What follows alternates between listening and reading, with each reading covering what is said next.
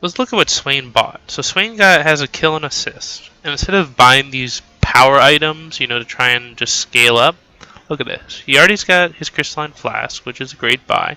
And then he picks up a pink ward and 2 green wards.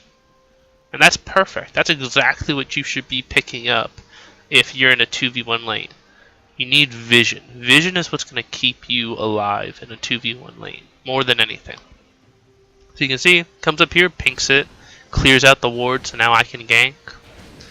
Then comes up here and uses his Trinket ward. So now he's got vision of that as well. And then he's going to come down here and he's going to put a green in this bush. So he's got every single possible path covered for ganks. So, and then I also like the fact that he uses his Trinket ward for here, and he uses his green ward for the lane bush, because at this stage in the game, for people who don't know, Trinket wards last for 60 seconds before level 9, and they last for 2 minutes after level 9.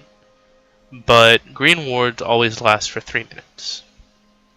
And then, additionally, if you upgrade your Trinket, not only do you get an extra charge for your wards, but your wards will last 3 minutes. So that's kind of like, that's why you really want to upgrade your Trinket as early as possible. So upgrade your Trinket to level 9, because not only do you get that extra charge, but your wards last a minute longer.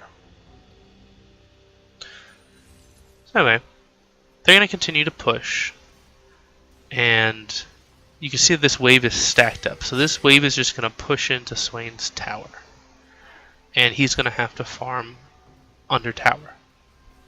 So let's stop real quick and talk about laning when you're under tower. So the only way that you can do this effectively is you have to anticipate how much damage the tower is going to do to each minion. And you need to anticipate which minion the tower is going to target. So a turret shot takes about 44% of a melee minion's health with one shot. And it takes about 68% of a caster minion's health with one shot.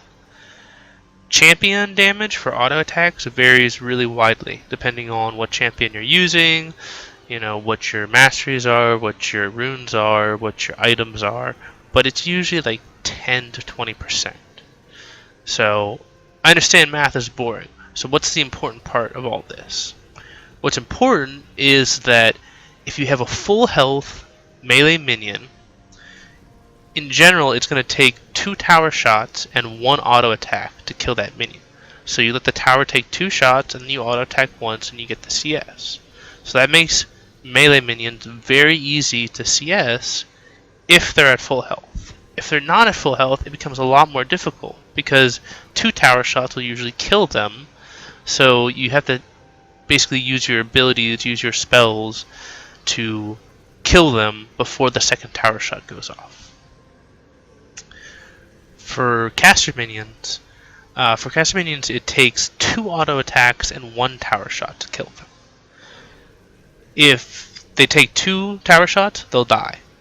And if they're less than about 2/3 health, they'll die to 1 tower shot.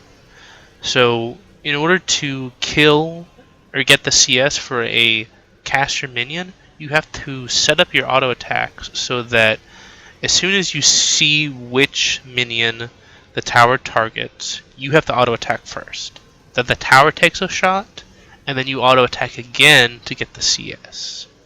If the tower gets the shot off first, you're not going to get your second auto attack off before the tower, because a tower has about a base attack speed of 0.83, and champions usually have a base attack speed of between 0.6 or 0.7. The only way you're going to get that second auto attack off is if you have some attack speed items. So alright, let's take a look at this. So worst case scenario with caster minions is you're going to have 3 full health caster minions coming in on your tower and you have no mana. So all you have are auto attacks.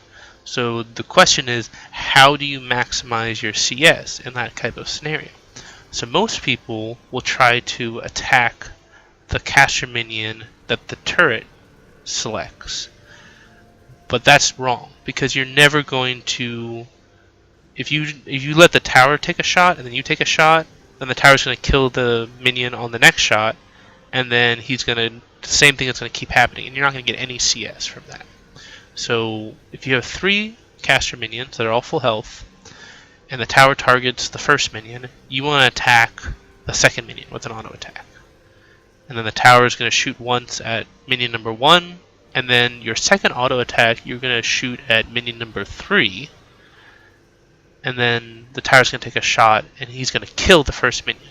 Now you have it set up so that both the second and the third minion can take 1 tower shot and 1 auto attack, and they'll die. So then you just wait for the tower to select its next target, and then you just auto that minion after the tower shot, and you'll get both those CS. So you won't get all 3 CS, but you'll at least get 2 every single time.